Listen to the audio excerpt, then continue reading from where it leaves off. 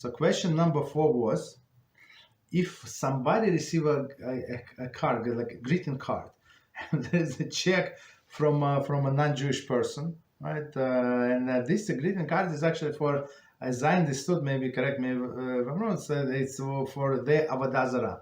So they celebrate this pagan holiday, whatever pagan holiday is, right? And then send you like greetings, and so the question is, can you rip the card and throw it in the garbage and use the money? So the problem is, no, you cannot use the money. So the money was intended, so you would celebrate with them, right? So you would benefit from their Avodah Zarah holiday. So we're not allowed to use this money. Send them back, or I don't know, just say thank you very much, or don't say thank you. Just try to ignore. 1 time, 2 times, that's a big secret. And after like second and third time, you don't say thank you, they stop sending you.